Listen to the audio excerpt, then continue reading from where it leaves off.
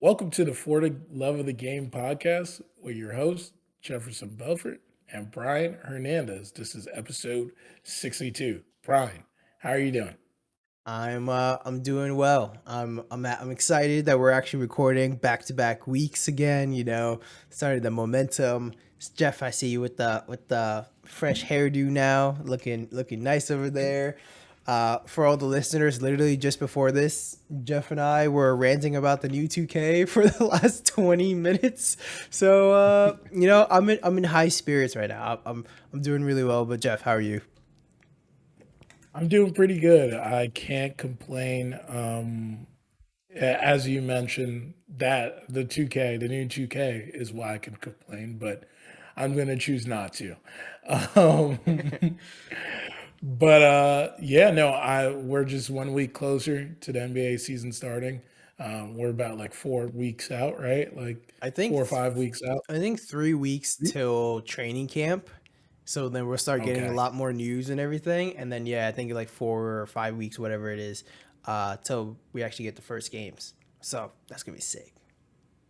I don't know if you keep up with this YouTuber, but B Souls posted something on Twitter. He's a funny dude, a Celtics fan. That's probably why you don't know Yeah, no, I him. don't know. But he posted something earlier today where it's like, we just made it past the Derrick Rose montages of 2011. We made it past something else he mentioned. And then he's like, and we got now the Ben Simmons workout Oh yeah, videos. We're in the swing of it. It's the off season. We're getting close. We're getting close to the season. Jeff, does So it's does funny this to see change? that. This those do Oh, it those changes videos absolutely change not. your mind? No, It changes expectations are the same. absolutely not. So No, it for the doesn't change anything. listeners, as always, every single year, there's the training clips of literally the most edited videos you would ever see of players just hitting shots, and Ben Simmons, without fail, is posting like, I'm gonna be back this year. I'm back to my form and everything. And then Chris Brickley is like the biggest promoter for that kind of type of stuff. I mean, look, from everything I've always seen and heard, one of the more like legit actual NBA trainers, but that man knows how to hype up his the players that he trains. And so, Exactly. actually, And it's, question for you, I ooh, mean, please. with with the training aspect to it, obviously it's no contact, no nothing. So like everything is gonna be a little bit more effortless. An NBA player should be able to shoot a consistent clip anywhere on the court with Yep. no one guarding him. If they can't do that, they shouldn't be in the NBA. But we that's not what we need to see. We need you to see it, you do it against an actual person in an actual NBA competition and against in the flow of a game, Like I could care less if I saw him shooting from half court and he made 50 in a row. Like Yeah, doesn't that's help.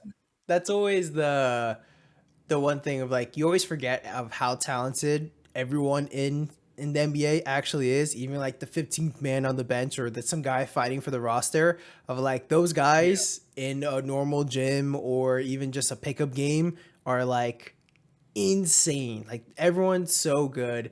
The talent's insane. So like yeah, when you see something like that, like almost everyone can have a highlight clip like that.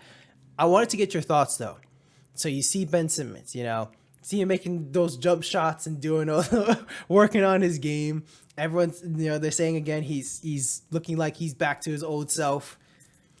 Jeff, I know the Nets have pivoted towards Cooper Flag and tanking for the draft, but if this year there was a resurgence of Ben Simmons and he plays awesome and he's back to his normal form, how would you feel?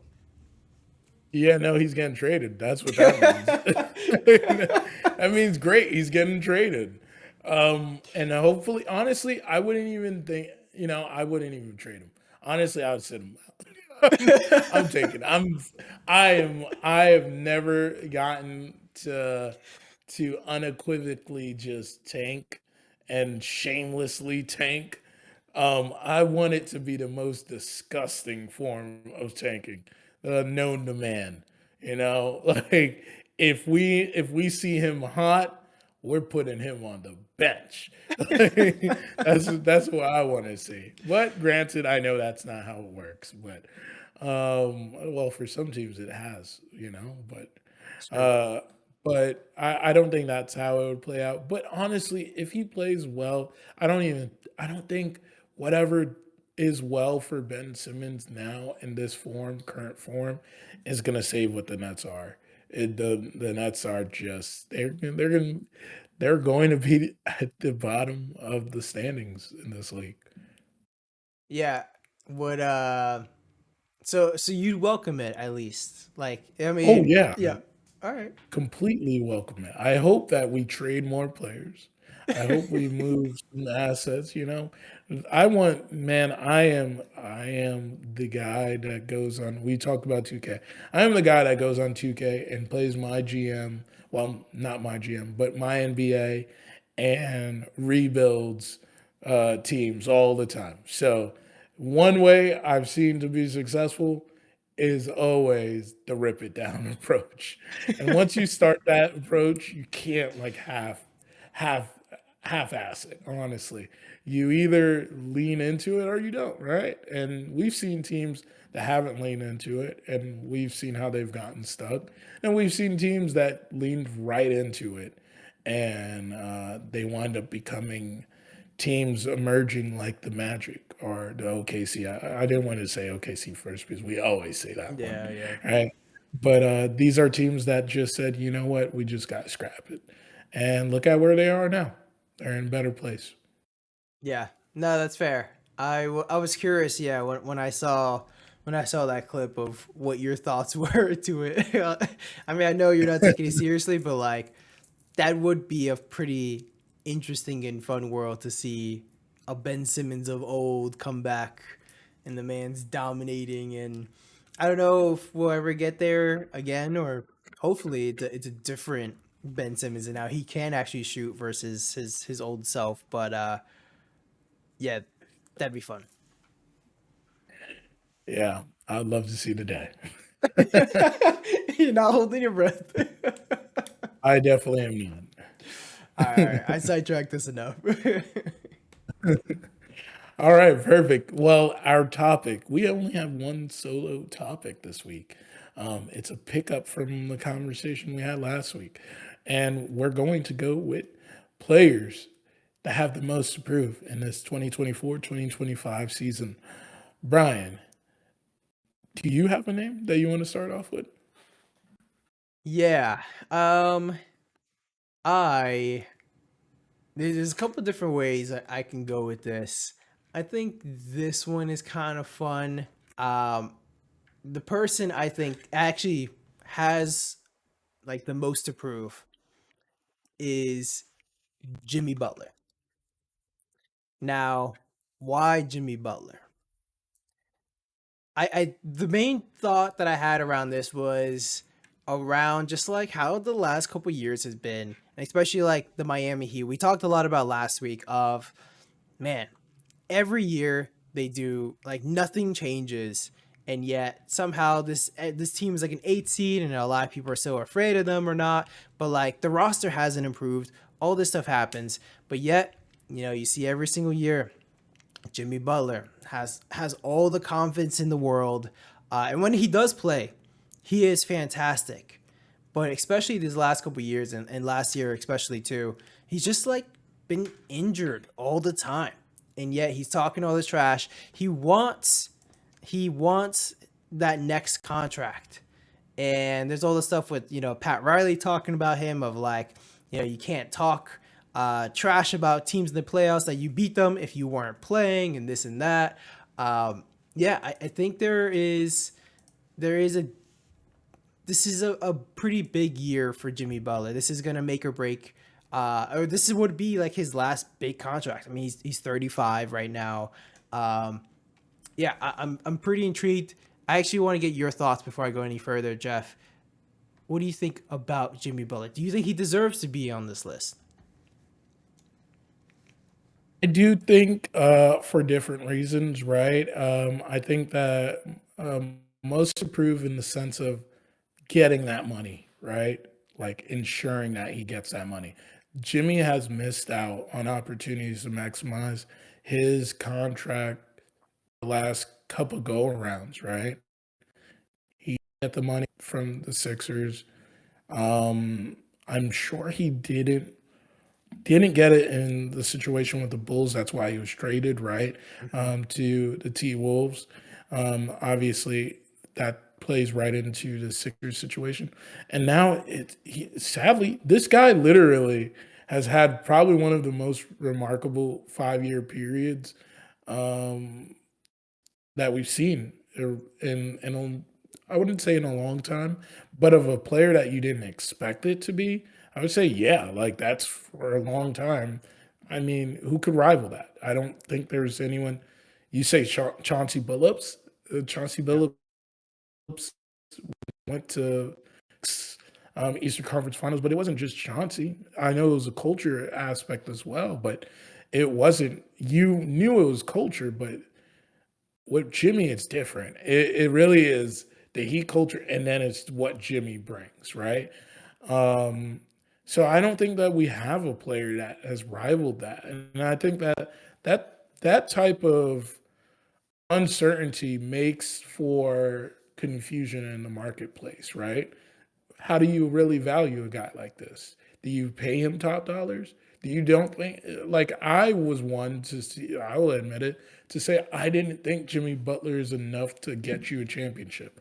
Well, as I am still currently right, but he pretty darn shown you he could get real close with what he was given. Now, imagine if he had another superstar with him. So it's just he's in such a um precarious like situation where you just yeah, I agree. He does have a lot to prove, but I think it's not more about the talent, it's about what he's going to be able to walk away with, and he's left a lot of money on the table and it's not by his choice. Yeah. Do you also think the fact of the championship conversation? And now, like, I always kind of hate talking about, like, legacy and everything. But, when you look back at a player's career, that these are things you think of. And even though, like you said, he's overcome a lot, especially with Miami, just like how they've always performed in the regular season and still making it to the finals and everything. Does, let's say, fast forward 5 years, Jimmy never wins a championship. Does that change your thoughts on his career? No, because I mean, maybe Heat fans feel different than I feel when I say this, but I would say arguably Jimmy will be remembered longer for Heat fans than a Chris Bosh. And I might, that some Heat fans might think I'm being blasphemous, but in the grand scheme of it, thinking about it as an NBA fan, he is gonna reign longer in my mind because what he was able to accomplish on his own, right? Obviously, Chris Bosh brought the championships with the likes of LeBron and the likes of Dwayne Wade, but it's the significance of what he was doing. You never expected Jimmy to do these things, and he was able to capitalize off that. There's no one, I'm telling you, there's no one, and trust me, I live in the epicenter of this of the craziness that happened now. I don't think there was anyone that believed when Jimmy Butler came down here he could rip off 3 Eastern Conference Finals and then Yep. 2 finals appearances. They may have thought that, hey, Jimmy is a good step to getting closer to that. Bam's going to be the guy, whatever. Whoever you thought it was going to be to step up, you thought someone was going to step up. But Jimmy, to be the guy that's truly leading that, leading the force on that, not a lot of people thought about that. That's why I would say, again, it's the money. The money is the Yep. motivation of why I say yes. I like he has so much to prove in that aspect, and I don't think. And newsflash, I don't think Miami's going to give him the money. Yeah. It doesn't seem like they are. So if they don't, Yeah. do you do you trade Jimmy? Like, Don't even say. I know you saw the report. Don't even say it, Brian. You yeah, already heard me with Simmons. yeah. I don't want to touch him with a 10-foot. I love Jimmy, but I do not want to see Jimmy on the Nets, not as we rebuild. Yep. We've gone down this road too many times. Let us have this rebuild. But So I do see a world where he gets traded to a team where he could lift them from being just a middling team to a contender. Honestly, why not? Why not somewhere that's not too far? Why not Orlando? I mean, like, think about Jimmy and Paolo. That is a good combination. I think there's a world maybe you don't get it. You probably have to part with Franz if you're gonna get Jimmy, but I think that's a non-starter for Orlando Magic's fans. But you could make a package. I think that they can make a package to send out to Miami that Miami would be okay with. I'd I kind of like that. I'm not as I used to be pretty high on Franz, but now that he got like the actual max contract, I'm like not as high on him anymore. Um, Mm, yeah, I just as of now I don't see him like that. I've always thought he's very good, but like he hasn't actually played that great these last couple years, and then actually getting the max and like how this new CBA is like, I would be fine kind of trading him for Jimmy and bringing some of that competitiveness into the Orlando Magic, even though they are like super competitive, but just having like a leader like that, I think could be impactful. I wanted to quick yeah, thought. So we keep talking about the Nets, all these hypotheticals. Let's say, you talked about Jimmy. There's the report of Jimmy actually likes the idea of playing in Brooklyn, and that gets him interested right there. If the Nets actually, let's say, got the number one pick this year, draft Cooper Flag, would you be open to giving Jimmy that max contract to pair alongside Cooper Flag type of stuff? Was that no, something you would want to I'm. see? I mean, it's similar to how I feel about LeBron being in the presence of like these younger stars in early in a career. I mean, I think Kyrie has done a very good job of becoming the player that he's become on his own, and luckily for him, it didn't take away from him. But I do think like when you have a superstar of that magnitude, it may take away from your development. Coop it would then, if they're in theory or theoretically, if this happened, um, Coop would not be allowed to grow into his role, and that's not fair to a star that's trying to develop their game. Understand they are going to have hiccups and make mistakes, but you want that space for a young player, and I don't think that that would be allowed with Jimmy. Now, the reason why I think it works with the Magic, though, is because Paulo's already proven what he is as a commodity. He's going into his third year. I think if Jimmy comes in there, Jimmy understands he's here to help win a championship, but I think he has to understand that that's Paulo's team.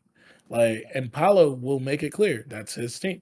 This is a guy that he obviously wasn't in the Olympics, but we saw how well he played in the FIBA World Cup. Like, he is a guy that now we're looking at as one of those pillars over time as a player that you could look up to potentially being in that top 15, 20 in the next 5 years, right? Yep. If he might arguably be there for some people, not me, but arguably for some people he might be there, you know. Yeah. No, the main reason why I ask at least the Nets question with Cooper Flag and all that is I would just try to think of a parallel of you see someone like Victor, and then like after his first year, they're kind of not necessarily going all in until still like a rebuild, but they're like, all right, let's actually make this like a fun, competitive type of team. Uh, and so I was just I was just curious on your appetite for that. But Yeah, I mean, it sounds like you're asking, do we want the Chris Paul Master Splinter role to be happening exactly. in Yeah, the Nets? And I don't think Jimmy Butler is ready to be a Master Splinter yet. So that's that's fair. where it's like I could see if it was a Chris Paul type of player, yeah, I could see it, but I don't think that that's Jimmy's personality, personally. I don't know. I mean, so of course I don't follow the Miami Heat closely like that, but I always actually Mm, really enjoyed when RJ Barrett was on the Knicks, and then they will play the Miami Heat because you can actually always see Jimmy on the court, like coaching and trying to help develop RJ Barrett, being like, this is what you got to do in order to draw a foul, like put your, body, whatever, go into their chest, like type of stuff. Like he was actually, yeah. there's videos of him actually like coaching him type of stuff. So I wonder if there's a little bit more than meets the eye when it comes to something like that. But we spent way too long on this whole hypothetical and everything. Jeff, give me your give me your next player or your first player. Okay, so my first player is definitely unconventional. It is definitely not as far high up on most people's list, but I think that this guy is at a crossroad where he could potentially go into basketball obscurity, right? Like where no one mentions him anymore, right? And that fear is, as in any professional sport in this town now, is placed on one LaMelo Ball. I take the angle of the injuries, right? The injuries are piling up.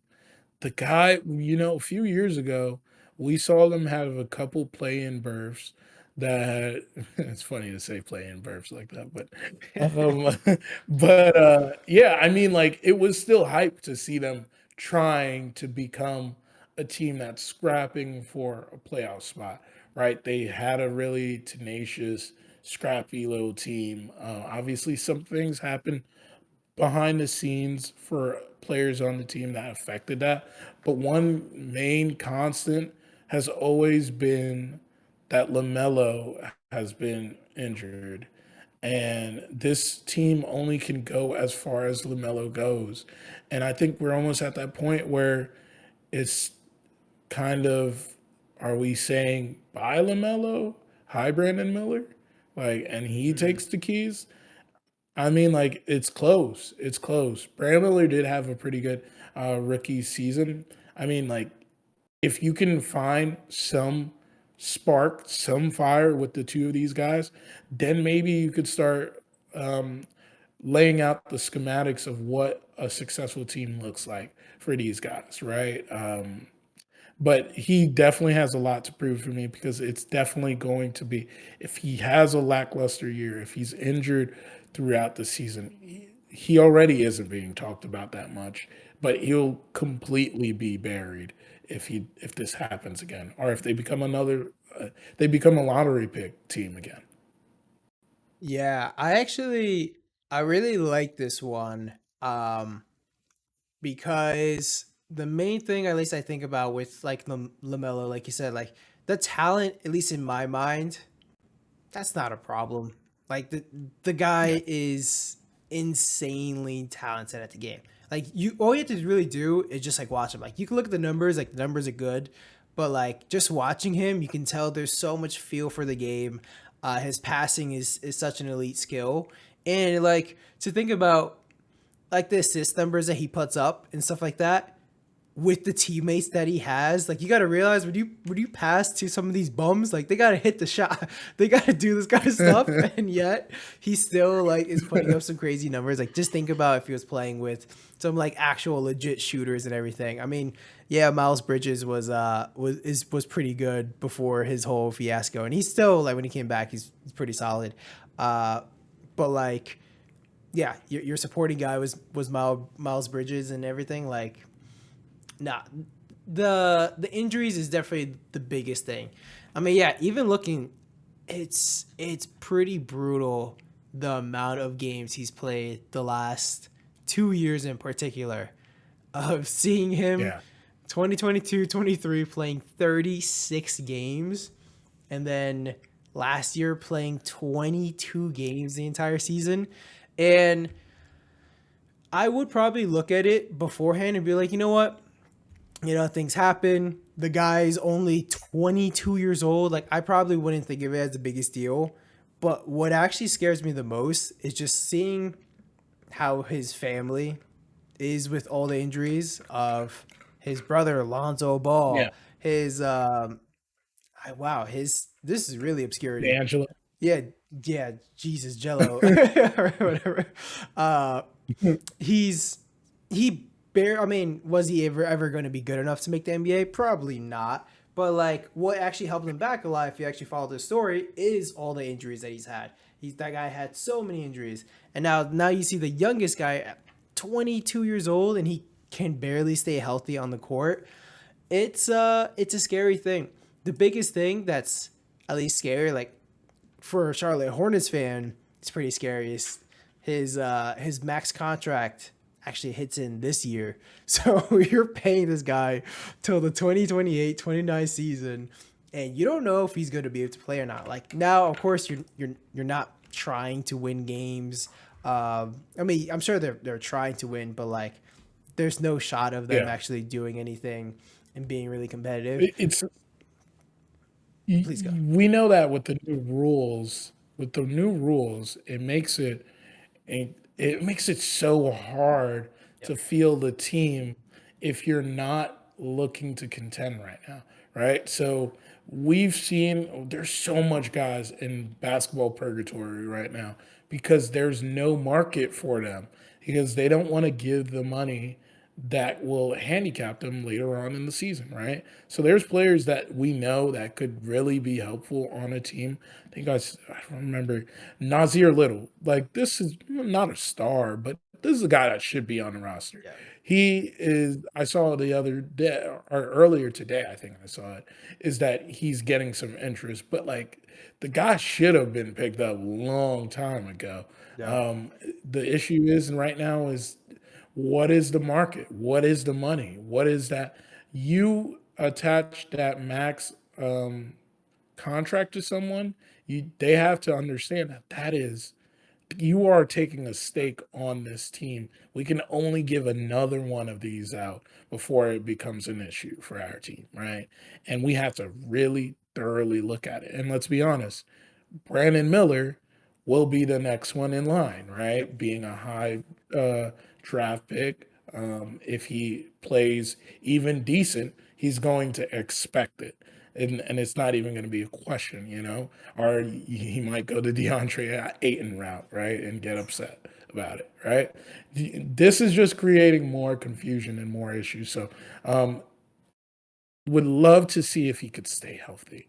So if he Yeah. could play 70% of the games, man, I think that's a team that does compete for the play in at that point. Yeah, like they definitely can be really good. Yeah, it's a scary situation to be in if you're a Charlotte Hornets fan because for the next 5 years you have this guy taking over 20% of your cap, and if he's not playing, Yeah. and especially where you talked about in this new CBA, like that's a kind of a death sentence for you just to be in no man's land. Like they drafted well enough over these last couple of years that like they're not a terrible team, but you're never gonna be you're never gonna make it out of the play in when you have your star player or one of your 20% of your caps just chilling on the bench injured type of stuff. And yeah, it's that's pretty brutal. I definitely I hope to see a healthy LaMelo because I definitely think he could be one of the better guards in the NBA. I still remember I definitely this take aged terribly, but when we had the conversation, I guess it was Lamelo's second year.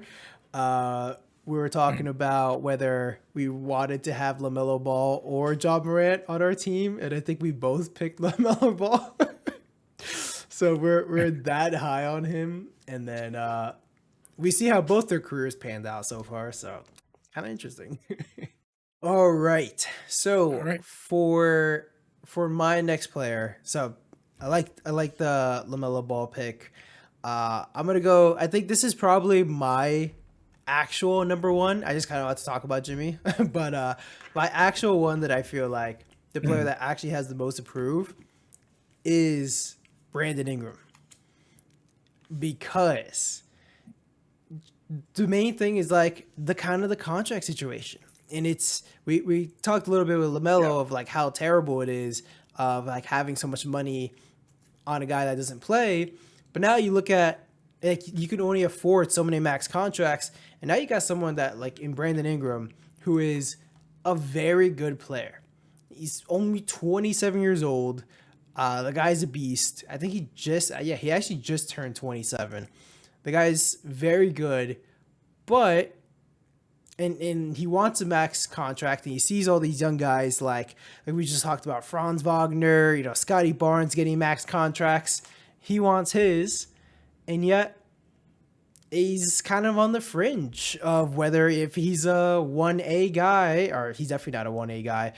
In order to get that max contract, is he a 2? Is he a 3? Do you give your third best player uh, a max contract? Like, it makes it extremely tough. And knowing this as well, a lot of play like it kind of hurts his trade value. So like, how do you even trade him? Like, where does he go? And there's all this talk online whether like, Brandon Ingram's like kind of tweeting on the side, being like, or in his own feelings on the side, because of this whole contract situation. And it makes it really tough. Now, like, we know the talent's really good, but he's also kind of had some a little bit of like injury stuff as well, and all this. And this is like a very big year for his career. It's either he's either going to get forced out of that max contract, and if he doesn't get that max contract now at 27, it really doesn't seem like he would ever get another one, because he's going to sign whatever contract he gets now. He's going to be 30 something years old, and this is really like his last chance to get that type of money. Now the money's going to be insane anyway because of the new CBA and everything, but this is kind of a make or break year, and it also kind of dictates where he is next year, because how he plays. If he plays really well, he could still be in New Orleans, but if not, he could be in a completely different team, and maybe not making as much money as he hoped. But Jeff, what do you think?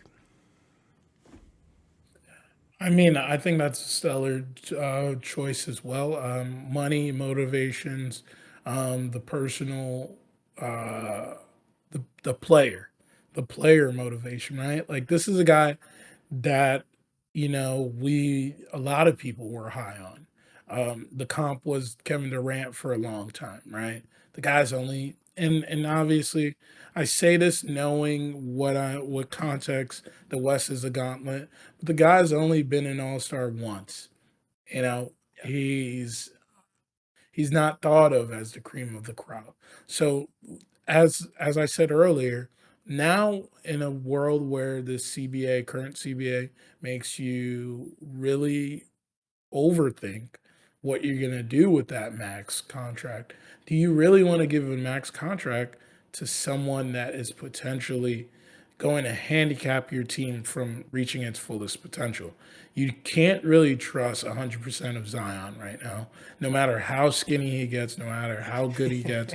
Like, it's just true is that you don't know how much time he could give you on the court.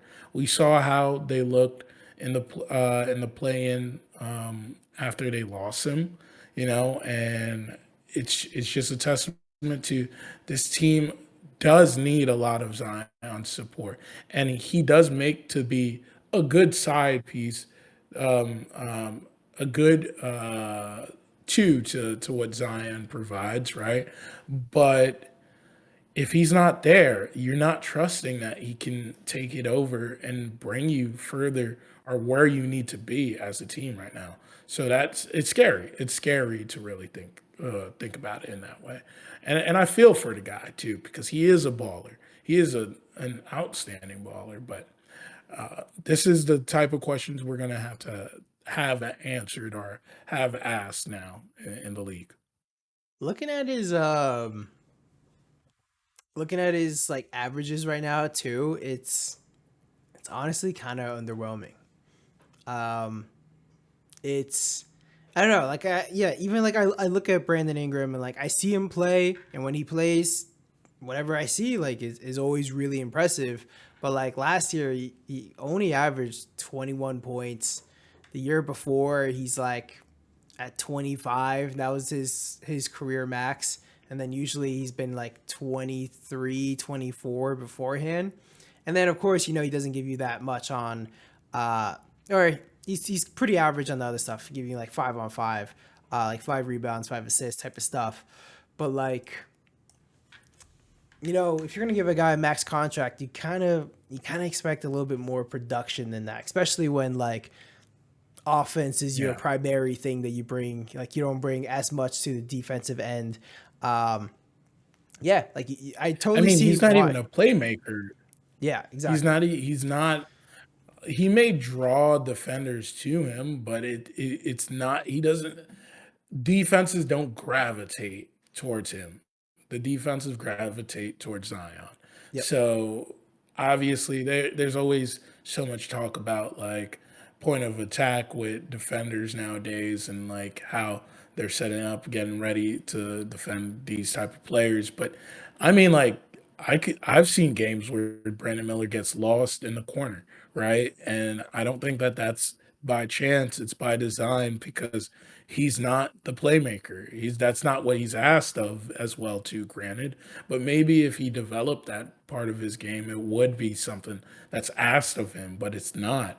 And that's where we give it's going to start being this. We give money to people that do exceptional things. He's exceptionally good at being a scorer and is exceptionally you know I'm going to bring up someone later in this list, but I don't want to give up that person. But this person that I'm thinking of that I'm going to talk about later in the list is in my list is someone that is exceptional at mid range, but he's the cream of the crop, and still that just leads him to being one of the considered best players in the league. Now you take Brandon Brandon Ingram, who's a couple steps down from that player in the mid range game, and that's it's like night and day. He's not Yeah. even considered in the. I wouldn't consider him in the top 20 players. So it's it goes to show how like it is becoming a lost art in the league, but it is showing as well that his brand of game is just fizzling out. And if he doesn't find other ways to be exceptional, it's going to be hard for him to get that money.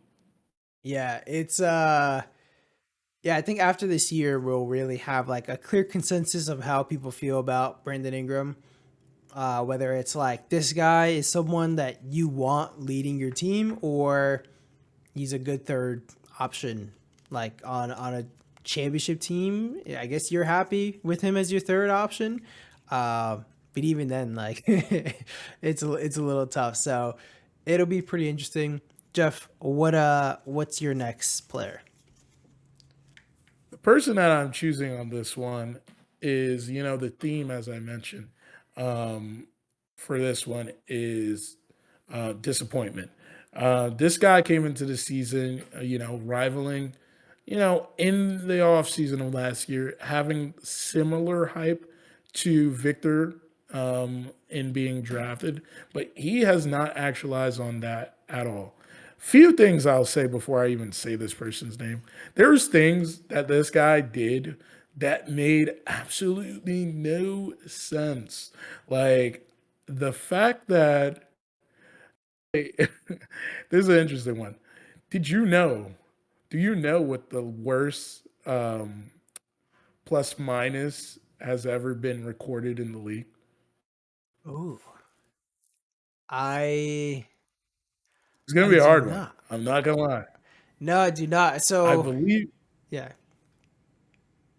I believe the worst plus minus that has ever been recorded in the league was a minus 62.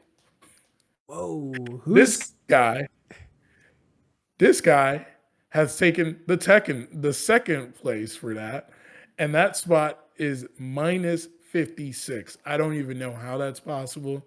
How in a Oh, game you could get to minus 56, but that individual that did that is one Scoot Henderson. Granted, he had his ups and downs throughout the season. Um, Actually, I think I was wrong about that one, but it was tied for um, the second highest. Actually, the highest was minus 7. They lost by 62. That's what it was. oh my god. But yeah, this Who's the is worst? something. Who's the This is the worst? type of I want to know. the worst. You probably don't even know this person. Um, it is Manny Harris. Oh, no idea who that is. Manny Harris with the record for minus 57. You have to be generationally bad in a game to hit that mark.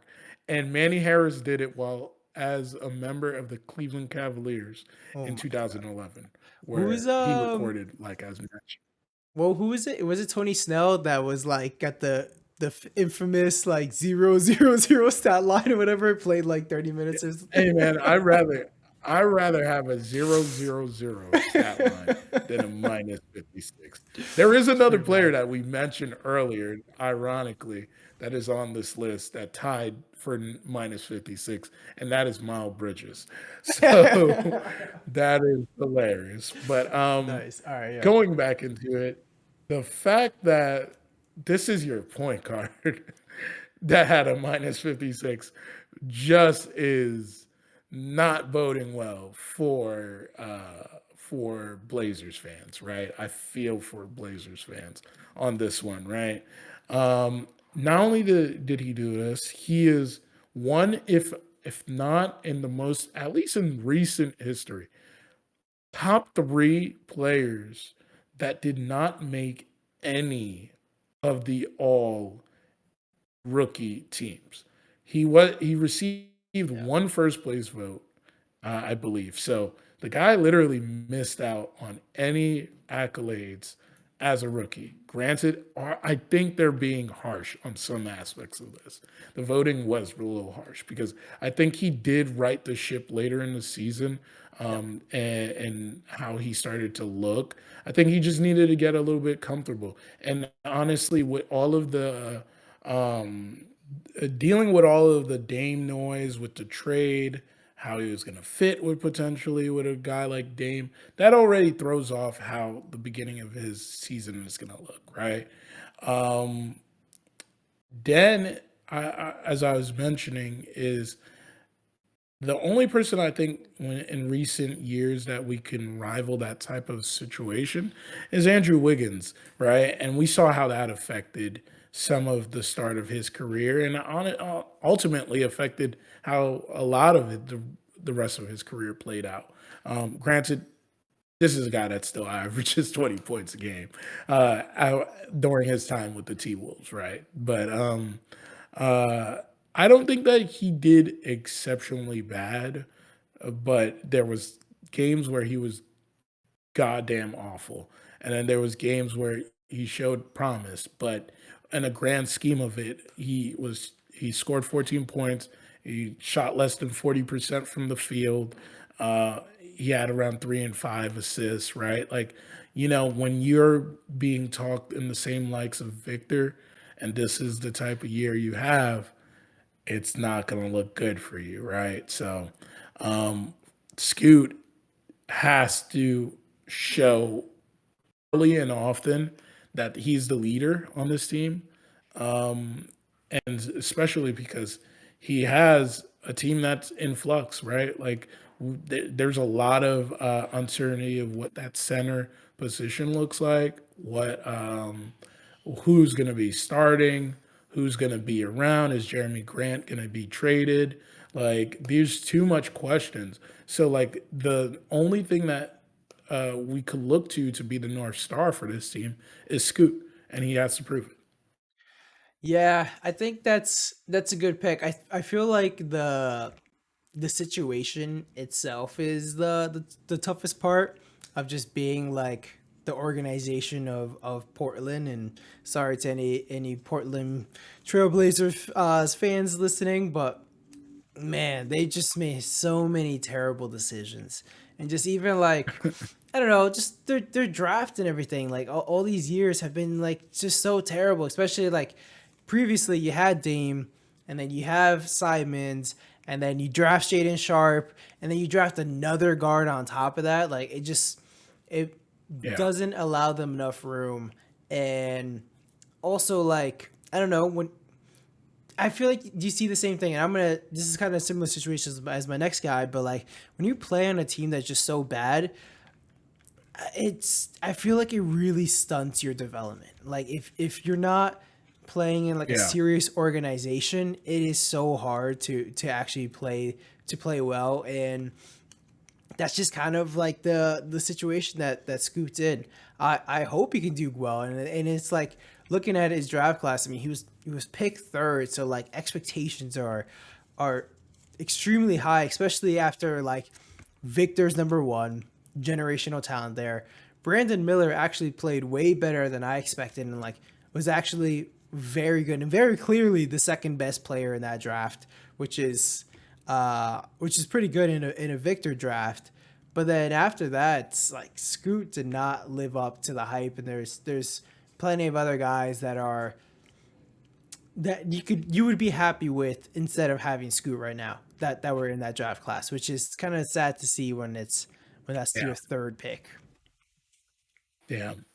You just hope he doesn't become like a Darko Milicic, right? Like Yeah. you don't want to be artist Sam Bowie, right? Like these type of you don't want to be those type of picks. And the fact that I say Sam Bowie, a Portland Trailblazers pick too, right? Yeah. So so it just goes to show the bad luck that happens with this team too, you know. So I mean, yeah, he's definitely a guy you just look at and you're like, you want to see him take that step, take that level, be more efficient with what you're doing and clean up the mistakes as well. He's turning the ball over way too much for a guy that is asked to lead a team. And then as you mentioned, the logjam. The logjam, it's not fair to any of these guys. There's a lot of guys that should be moved, honestly. Yeah. Like you said, you bring up Sharp, you bring up Simons, and then you have Scoot in here now too. You you better move these players, or either say that you're going to move Scoot. Yeah. I mean, I feel like it is a really good opportunity for the Blazers to make a trade elsewhere and just like create some room, create some extra playing time, and then like actually choose one of these guards or two of these guards to actually build around. I feel like having three of them kind of playing together is not doing what I'm sure the Blazers organization actually wanted. And I don't think it's creating like the Yeah. competition that everyone wanted. So it's a little bit of a struggle right now. Yeah, he's just looking at like advanced numbers. He is very clearly one of the worst performing players in the actual draft. That's like getting like Yeah. substantial minutes. Also, his team is bad, so maybe that dictates some stuff. But still, It definitely does play a part yeah. into it. But Brian, who you got? Who do All you right. got next? So since we're actually almost at an hour, I kind of want to do a little bit of some rapid fire stuff. Mm, So we don't have to go as in depth into all these other guys, but I think we can do like a back and forth, very quick thoughts on some of these guys. So very similar position. I could see Scoot having a similar career as to this guy going forward. And I know a lot of people were very high on him. He's a former number one pick. And I was very high on him coming out of college. But right now, I don't know. I kind of watch him play and I feel like I don't see what other people see. And that player is Cade Cunningham. I'm like not blown away by him. I feel like he has a lot to prove this year. Um, he hasn't necessarily, or he's had that 1 year where he wasn't necessarily healthy. But other than that, like he's just like not been very good, at least in my opinion. And then also he was the number one pick. The expectations are this guy is gonna transform your entire team. Like this guy is gonna be your franchise player. And like I look at him and as of now I don't see it. I don't see it. And now it's also the organization. I've said it a million times. Detroit is a I think Detroit is probably the worst run organization in the NBA. I think Detroit's number one. I think Chicago Bulls are number two. Uh, I think they're pretty bad. Maybe Portland number three. But yeah, he's just I don't see what other people see. And for me, if I see another year of Cage just like lackluster, not putting any crazy numbers up or whatever, I'm really gonna be even lower than I am right now on him. But Jeff, what do you think? I think it's funny that you say this team, but I don't think Cade is the one. I think it's Jaden Ivey.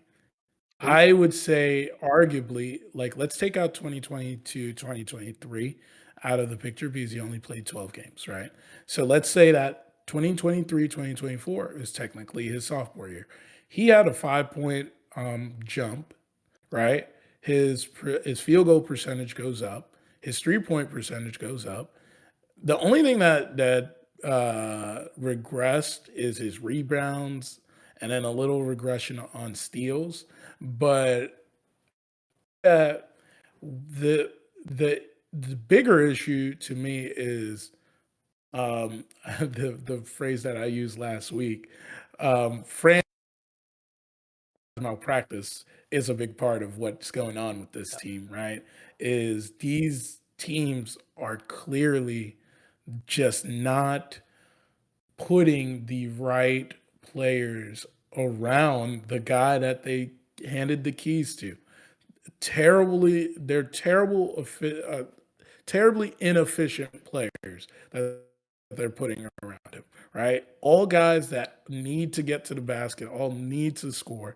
Like, that's that and need to have the ball in their hands to score, right? Is why this is happening, right? Uh Jaden actually the opposite of what we just talked about in Cade, right? He regressed in his points. His field goals percentage went up. His 3 point percentage went down. His rebounds went down. His assists went down, and then his steals like stayed around the same spot. But you know, that it is just a byproduct because this type of guy,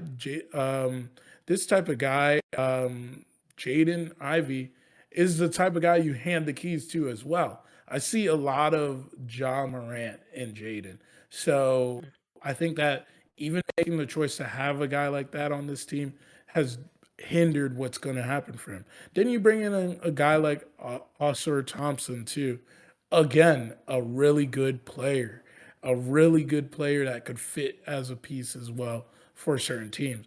But again, it's you show like you and obviously they didn't have the choice. They got the fifth pick. So I hate to say it like this, but they got the lesser of the two twins, right? Whereas Amon is more of a point guard like player, whereas they're not asking that as much on the Rockets right now. But he is more of a point guard than Oscar Thompson is, and or maybe I mixed them up. Maybe I did mix them up. I'm sorry if I mixed them up, but I I mixed think it up that too. that's playing a part into it too. But listen to this, Ryan. This is a guy that is born in the 2000s. And the reason why I say that is because we know that these guys are strongly influenced by the play of Steph Curry. How is a guy that was born in 2003 playing, born in Oakland too, right? Makes it even more funny. Playing his first season on the Pistons, shooting 18% from three. 18% Oh from my three. These are the guys god. that he is passing the ball to. And it's miraculous that his assists went up this year. Like that's what I'm saying. Like I do agree to a certain degree that you picked this number one pick to subvert all of that, right? Like you're not I don't want to hear this excuse. He was a number one pick because we thought that no matter who was around here, he lifts up the rest of this team. But my God, if you look at that 28 game losing streak or 27 game losing streak, he was 30-point game after 30-point game. It wasn't him not trying. Like, it wasn't him not trying. It was this team actively not doing anything to win a game. And the Yeah. guy's shown a competitive mettle that makes me believe that he has it. It's like football comparison. He is this is their Matthew Stafford right here. He just needs to find a place where he could get to that will allow his game to look good. And is that part of the problem? I think yes, because he should transcend as the number one pick. But I do think I'll be a little bit easier on Cade than that. All right. So, couple thoughts. So you mentioned Jaden Ivey. Mhm. I'm already out on Jaden Ivey. To me, he has nothing to prove. He's a bum. He's a bum. All right. So I'm out on him. I don't. That's another story. For the K stuff. So you mentioned, putting up some good numbers and stuff like that. Empty numbers for me right now. I don't. You lose all those games. You lose 27 something games in a row. Look, I'm an Knicks fan, as you know. I've watched some terrible teams. You watched some terrible teams in the Nets. You know, you got About some. to watch some terrible Yeah, teams with the exactly. Nets. I know. You've been spoiled, but you see bums putting up some good numbers every once in a while. I've had my fair share of just like, oh man, Alonzo Trier and Alexi Sved is on this team now, and he's putting up 20 something points a night, even though they're losing. Like, oh man, this guy is going to be really good. Like, I feel like there's a lot of players that if they get enough shots up, they can hit 20, 30 points. Like that, this happens all the time. So I'm not putting too much stock on that. Now, is Cade a bum? He's not a bum. But when I just look at like number one pick, look at the other people in his draft class, I'm like, I need to see more from you. There's such big expectations. He was supposed to change the entire Pistons franchise. Number one pick changes your franchise, changes everything, and he just hasn't done that. And yeah, his organization isn't helping him. But I don't know if I mean, this is a different story, but like if Victor was on the Pistons, I wouldn't be saying these things like that. That guy is next level. If Anthony Edwards was on the Pistons, I wouldn't be saying these things. But like, I'm just not as. I need to see more right now. Like these last 3 years, 1 year he was injured, but I haven't seen enough that makes me be like, you know what, Cade Cunningham, that could be my number one guy on an NBA championship team. I haven't seen You know why I laughed is I'd never thought that Cade Cunningham would be in the same conversation as Alonzo Trier I hey, I know. and, Alexi Shved. I've seen some bums put up some crazy numbers. I hear you on that. I will say I'm still on the Cade campaign. I'm on the Cade All right. campaign until proven wrong. I am with him, but I think you gave some real valid points on why. And hey, the name of the game is guys to prove it. So it's now on him to prove it this year. Yeah, exactly. He has to prove it. But I want to play a quick game with you. So we're Mhm. we, we're gonna go back or not back and forth, but I'm gonna name some players, and you tell me, would you rather have Cade on your team or this other player instead? Okay. Okay. all All in right. this draft class? Is this what it is? So yeah, I'm going through his draft class as of now, and then I'm gonna go through. I'm gonna look at some number Okay. one picks as well, and then we could just look at the caliber that he's surrounded around. All right. So first, his draft class. Oh, well, Would you rather have Cade Cunningham or Jalen Green? I think I would take Cade. I, I'd take I Cade. I think I agree with that. Would you rather Cade or Evan Mobley? Man, Evan is a guy I think needs to prove it too. But I think I would do Evan just. I don't know. I don't know. That's a hard one. That's a hard one because Evan has the potential to do things on both sides of the ball. I'm gonna go with Cade still. I'm gonna still go with Cade. All right. Would you rather have Cade or Scotty Barnes? Oh man, damn! I'm gonna sound like a Cade stan now. But no, I'll take Scotty. I'll take Scotty. I'll take Scotty on that. Especially like playing like the point kind of stuff. He did win the Rookie of the Year too. Right? I like it. This one I think is a little bit more clear, but Cade or Jalen Suggs. Oh yeah, you know, All right. Cade. All right, I'll go very with fair. Cade. Cade or Jonathan Kuminga?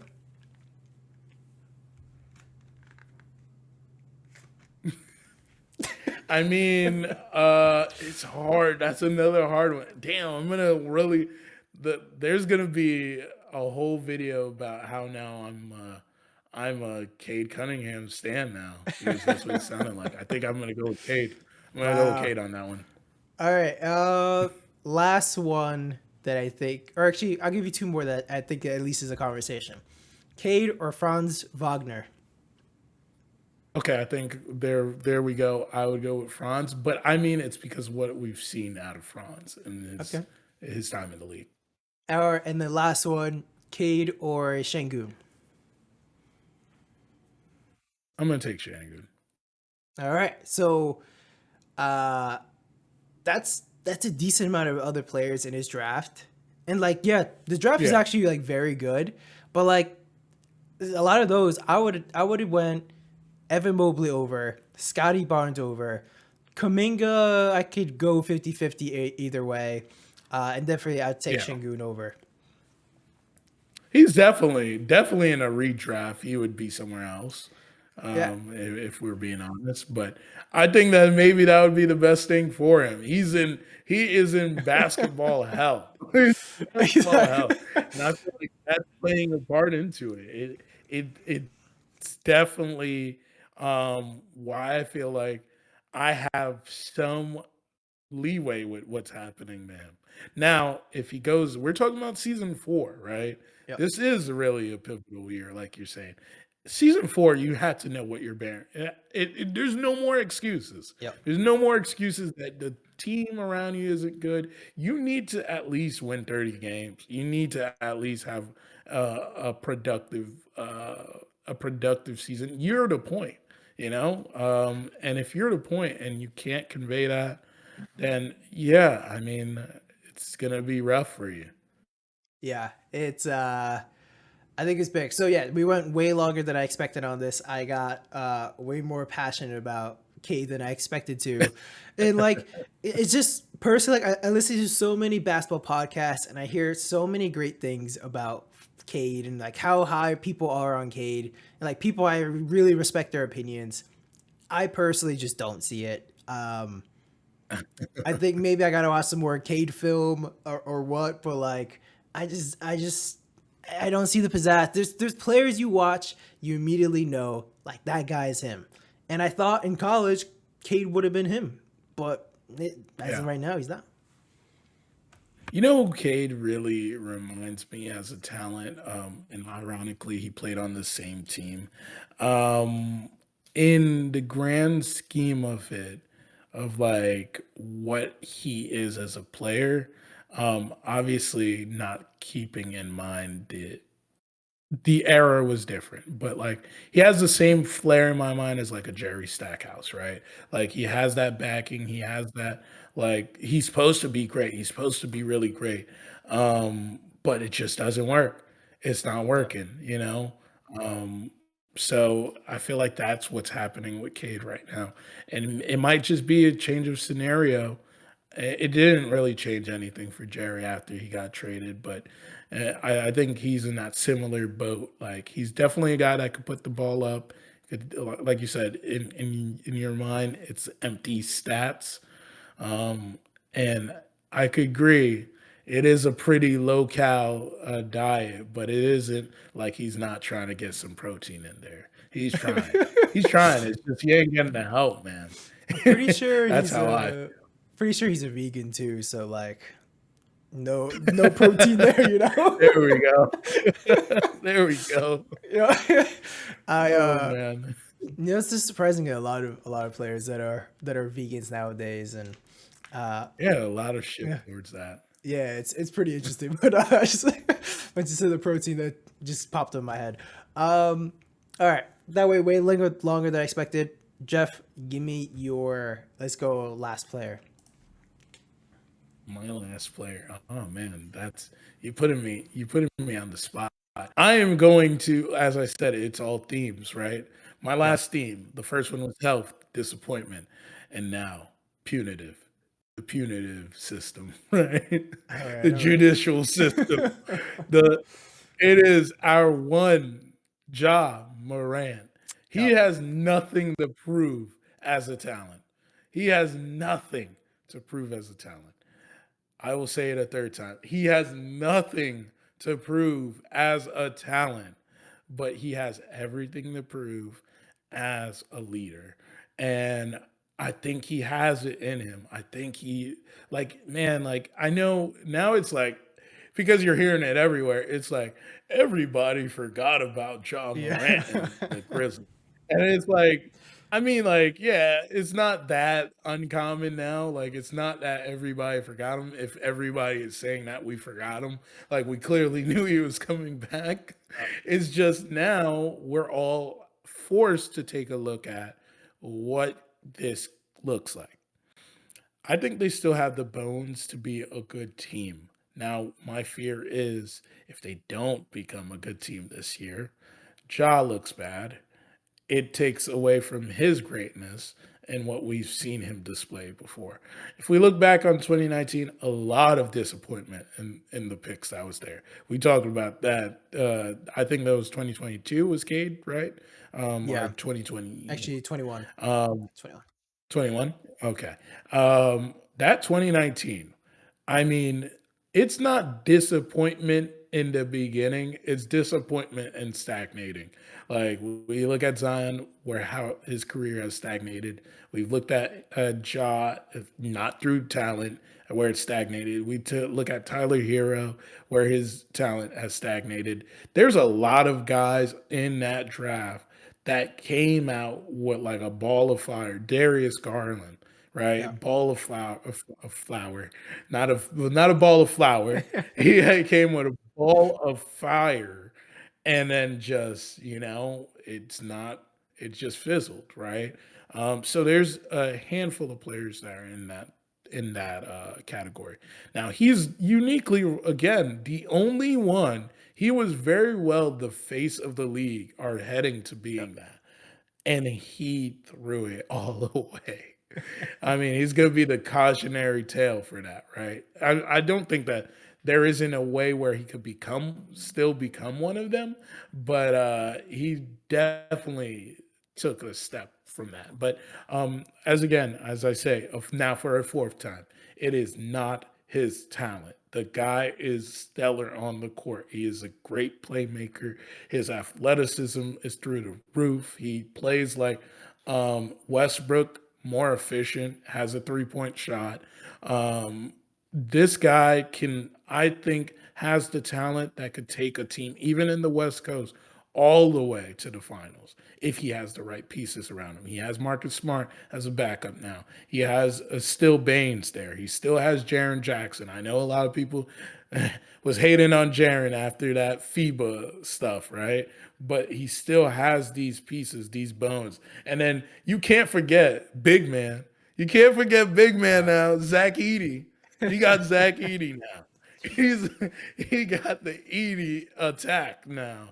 There you go. So I mean, joking obviously with Zach Edey. We'll see what he Yeah. winds up panning out as like a player. Talk about a guy that I did not even think would crack into the draft and then made his way into a very favorable lottery pick. So Yeah. kudos to him on that. But yeah, I think that he has to start off hot and he has to be consistent with what he's doing and just nothing, no noise, no nothing, no. I don't even want to hear if his mom, dad got a parking ticket. You don't want no noise. I think, and I hope he's telling everybody around him, I don't want no noise around me because I want everybody to see I could have, I still can be, and I am an MVP caliber player in this league. And he has to prove that right away. Yeah, I think the biggest thing for him, no Instagram live. Wherever he Oh yeah. goes, no Instagram live. Hey man, yeah, definitely no Instagram live. That should be Instagram. Two people on Yeah. Shannon Sharp's phone and on John Morant's phone. Instagram should be deleted completely. They should never have it on their phone. Two people that should never come up, right? Yeah, yeah, that was And elite. ironically, if we remember a couple of years ago, Shannon had the situation with who was it again? Uh Steven Adams when he had the beef with Steven Adams at the Uh, Lakers game. So yeah, yeah, yeah, so that's just funny. But no, just yeah, that it's gotta be gone. It can't be on yeah, their phone. yeah. I don't know. The organization has to do something about that. That was really good. Yeah, no, John Morant, like you mentioned, the talent's there. We all know it's there. Even when he came back for last season for a little bit, like he was playing out of his mind and playing amazing. We know what this guy can do. Yeah, it's definitely like between his ears, like that's what seems to be the problem. I do like a part of me is a little bit not worried, but like I have the thought at the back of my head of like, is he gonna be like another D Rose of just like I just seeing the way he plays? He plays super explosive, athletic, and you see how like I don't know that could probably take a toll on your body, but probably don't have to think about that for a little bit. But yeah, John Morant, like the guy is fantastic. It's definitely a big year. Uh, just to like, yeah, what can he do with this team? And exactly kind of like what you said of even though last year the Grizzlies literally just everyone at a team just disappeared for the entire season, it was pretty solid for them, but it definitely seems to be more of like that make or break type of season because they do have a lot of like really good talent, like you're saying, of like Desmond Bain, Jaren Jackson Jr.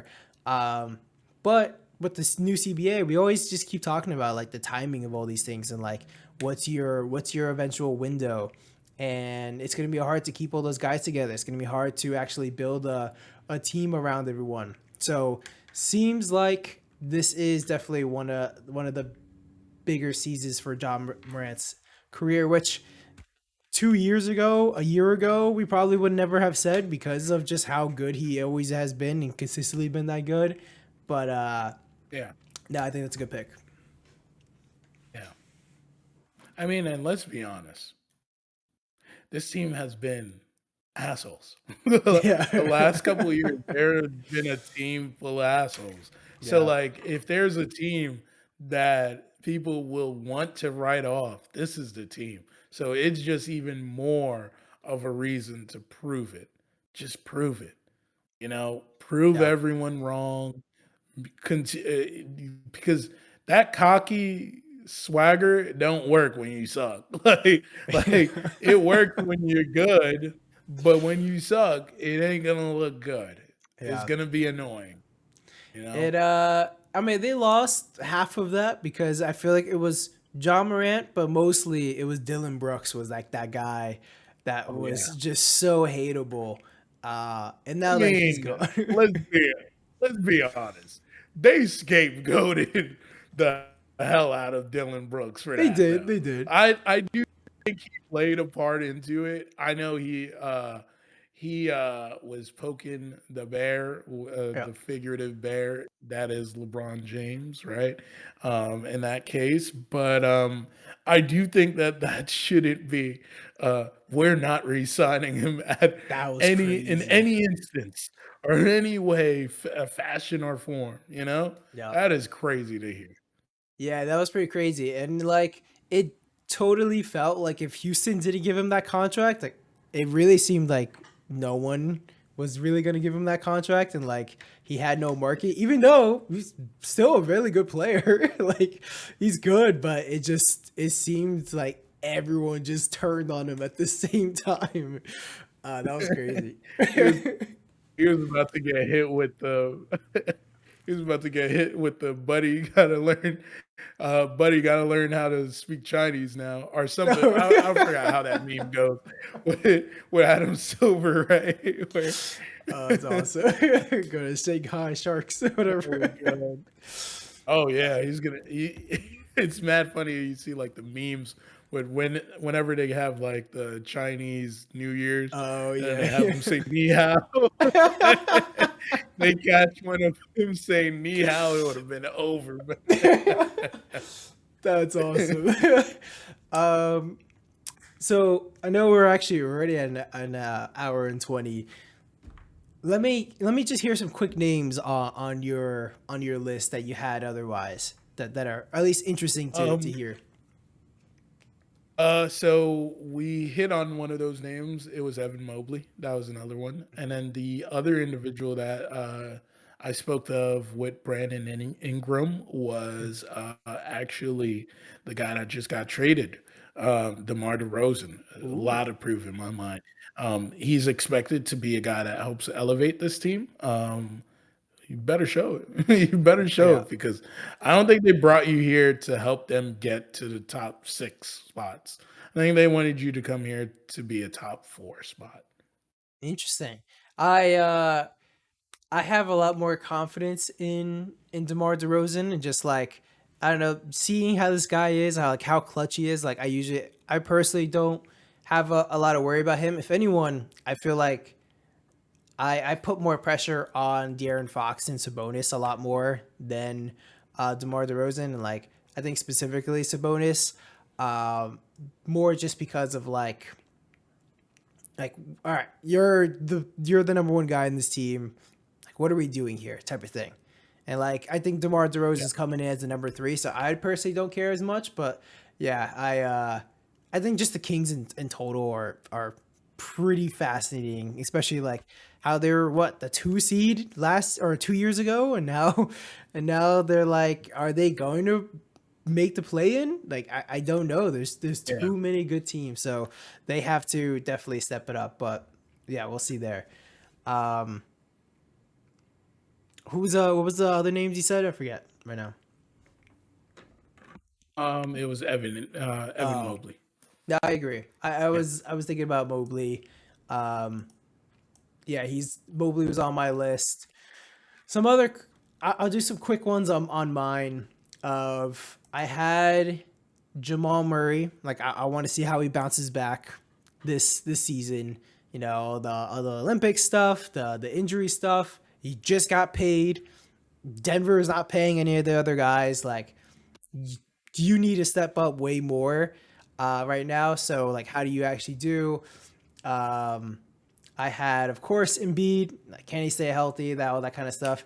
I have Dame. I feel like Dame Yeah. was like pretty bad last year.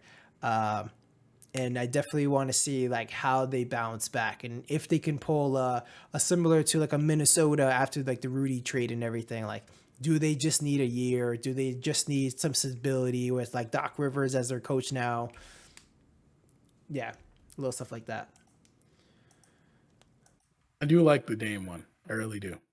It is going to be a growing pains with that team with the Bucks because we really don't know. We talked about it last week. We really don't know what to expect from this Bucks team. Mm. I think I finished the episode saying that. I think that with a full training camp, time to sit down with Giannis, probably gives him what he needs to feel revitalized in what he wants to do and get done for this team. Yeah, and also like just thinking about like the window of Dame's career is slowly closing, and this is a guy that he always talked about being loyal, and then eventually forced his way out of the Trailblazers to win a championship. And if you don't win a championship, that's it's just an interesting look. Um, the more fun names that I had, so like those are the ones that were like pretty clear to me. I had we kind of talked a little bit. I had Franz. Like I need to see a little bit more from him. I actually had just for myself. I had Emmanuel quickly on there. Of this guy wants to be a starting point guard. I feel like starting point guard is one of the more overinflated positions of just like there's so many guys that are really good at that position, and to be a starter, like the bar is set so high, and now he's getting paid like it. I want to see like how does he actually lead the roster? How does he lead the offense as one of the top guys with Scotty Barnes? I want to see that, and then I want to see if Jordan Poole can actually I don't know if lead a team, but bounce back after that disaster of an experiment. And then lastly, Clay Thompson was another just thought of mine of, this man's been so unhappy all this time. It seemed like his numbers really dipped because of that. Now he's like, I finally like basketball again, and this and that, and I want to see how he plays with Luca and all that. I feel like he has a lot career and legacy wise, nothing to prove, but just like, does he still got it? Like this is the last chance in my eyes of like, can he still play in the NBA type of stuff? I understand. Now, let me ask you a question then with that, because I do like the Clay one, right? If he scores 18 points, 19 points, is that a good year to you? That is, I would say that's a good year. I say that's is I mean, because just by seeing how he moves on the court and everything, like I don't think he's ever going to be like Clay of old of just one of the best shooters and then as well one of the best defenders, like a guy that you're very happy guarding one of their best players. Um, I don't think he's ever going to get back to that level, but like you still want to see like this guy, no matter what, elite 3-point shooting is so valuable on a court that yeah, I think that'd be still pretty successful for him. Okay. I asked that to get you and to do some Jedi mind tricks right here, Okay, man. okay. He had 18 he averaged 18 points last year, man. Sure. 17.9 to be exact. Shooting 43% from the field and then 38% from the three. Obviously, for any other player, this is this is a good year for Clay Thompson. This is where I always say, like, perception kills reality, Yeah. right? The dude played 77 games last year. He took more three pointers than Steph Curry last year. He, like it's these things that make you go, like, you know what? Like, I think that yes, I agree with you 100%. He has something to prove because he's now on this team, but he is going to look good, and people are going to just keep on remembering that 0 and 10 game and stay with that. I know that's not why you said that. That's Yeah. not why you said that. But let's be honest, most of the people that are going to talk about Clay is going to remember that 0 and 10 the game and go like, "Wow, what a bum. What a guy that he didn't help anything. They picked up this guy and he does nothing. They just added an 18-point player and they let a guy that was probably averaging 8 points in the season, and Derrick Jones Jr., who ultimately played out of his mind in a playoff series, right? In the playoffs, right? We saw the best of Derrick Jones Jr.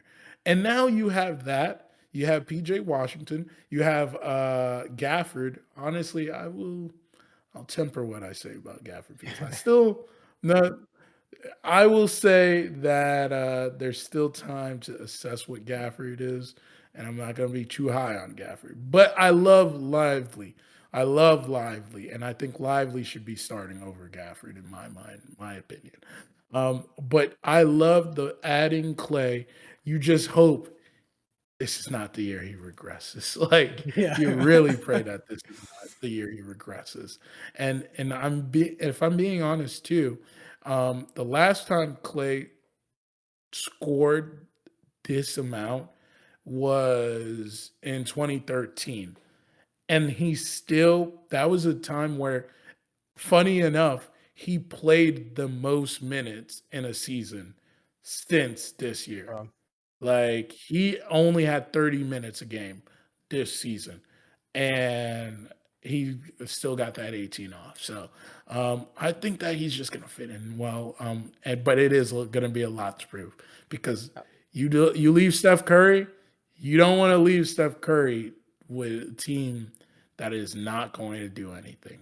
But it's gonna be nah, it's gonna be interesting.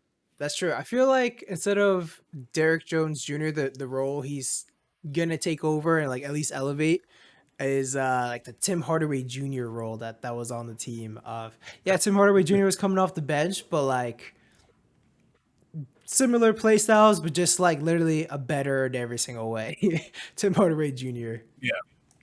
So it definitely is an upgrade to a team that just made the finals. So I think no matter what, it's gonna look good.